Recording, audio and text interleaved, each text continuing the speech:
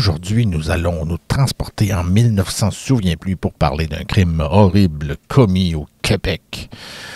Donc, blague à part, je voulais vous souhaiter un très joyeux temps des fêtes. On ne parlera pas de criminalité aujourd'hui et pas d'homicide, parce que, bon, dans mon cas, crime est souvent synonyme d'homicide. Bon, voilà. Donc, je vous souhaite un très joyeux Noël et une très bonne année. Je vous fais un petit cadeau, un petit scoop, là, parce que, bon, dans ma vie personnelle, c'est pas ce qui est important. Je partage pas ma vie personnelle parce que je considère que ça intéresse personne. Et bon, c'est pour ça que je parle des homicides et tout ça sans que ce soit personnel, jamais. Le temps des fêtes, pour moi, cette année, va être un petit peu fébrile parce que je vais déménager bientôt. Et oui, je vais être propriétaire d'une nouvelle maison. Et bon, voilà, ça implique l'installation d'un nouveau studio. Pour vous, vous vous en rendrez pas compte, mais déjà, les capsules sont programmées, donc j'ai réussi à en faire à l'avance. Et ils sont programmés jusqu'à la fin février à peu près. Donc, ça me donne un peu de temps pour m'installer dans mon nouveau studio. Pour vous, ça paraît pas parce qu'il y a un fond vert. Je peux changer, je peux faire ce que je veux avec ce qui est en arrière de moi.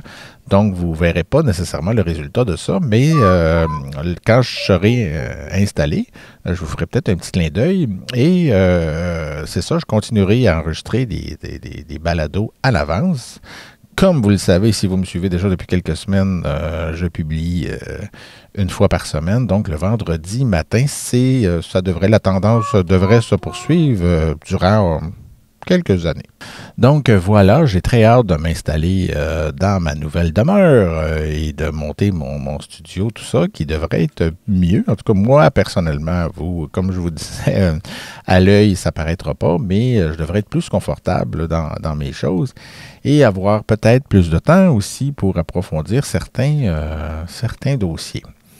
Bon, c'est ça. Donc, pour moi, ça fait une petite pause, là, parce que présentement, ça fait déjà quelques semaines que je ne suis pas dans la recherche nécessairement. Mais bon, vendredi prochain, tout ça, ça se continue, là, pour vous, ça ne fait pas de différence. Et peut-être aussi juste vous montrer un peu la base. Ça, c'est un manuscrit là, avec l'épaisseur. Ça, c'est juste une partie du dictionnaire des homicides. Donc, oui, c'est un vrai manuscrit. Il y a une rubrique pour chaque dossier d'homicide et tout ça. Donc, c'est là-dessus que je me base. Et je dis bien je me base parce que c'est pas le contenu ça ne contient pas tout ce que je fais dans une capsule. Mais c'est quand même une partie qui me sert pour vous parler de certains dossiers. Bon, il y a des dossiers, comme vous avez vu, qu'on va compléter avec les archives nationales ou avec de la recherche en ligne aussi dans les anciens journaux. Mais c'est ça, je voulais vous le montrer un peu. Ça, c'est la partie c'est la première partie, dans le fond, qui commence de la Nouvelle-France, qui se termine avec l'année 1900. Donc, voyez-vous, l'épaisseur, c'est quand même... Puis ça, c'est sommaire aussi, c'est pas complet. Est-ce que le dictionnaire des homicides aboutira sous la forme d'un livre éventuellement? Peut-être. J'y pense, mais bon, c'est pas pour demain la veille, comme on dit. Mais je voulais juste vous le montrer parce que, dans le fond, c'est de la recherche, c'est énormément d'heures qui sont investies dans ça. Et c'est comme si je vous partageais le contenu d'un livre. Vous le savez peut-être pas, mais le contenu d'un livre contient beaucoup d'heures parlées, si on veut, d'heures audio, parce que, bon, on a l'impression des fois de voir une capsule de 30 minutes de n'importe quoi, peu importe le sujet, mais un livre va contenir beaucoup, si on transmet ça en audio, va en contenir beaucoup plus.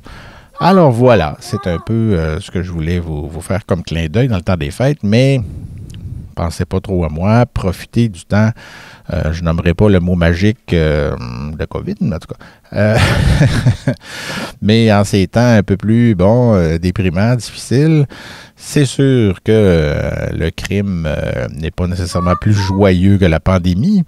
Mais bon, on essaie d'oublier. Moi, c'est pas mon rôle de parler de tout ce qui touche la COVID-19 et tout ça, parce qu'on le vit tous, là. Je pense qu'on en a pas mal, là, d'en entendre parler. Alors, voilà, moi, j'essaie de vous divertir avec autre chose pour, moi, je pense que la criminalité permet de nous connaître comme société, de connaître un certain revers. Il y en a qui veulent tout simplement pas en entendre parler de la criminalité, surtout des homicides.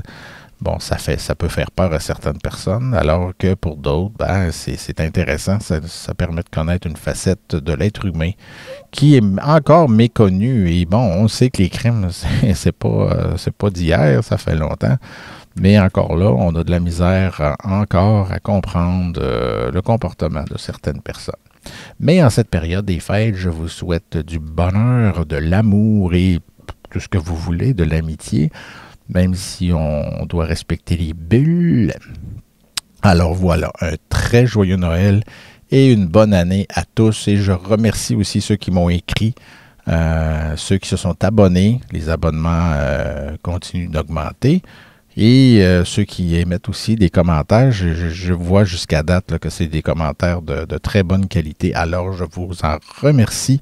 Il y en a qui me suivent et qui aiment ça. Bon, ben, ça fait ma paye. Hein? Alors, un gros merci. Donc, voilà, je vous laisse là-dessus. Un très joyeux temps des fêtes et à bientôt. Au revoir.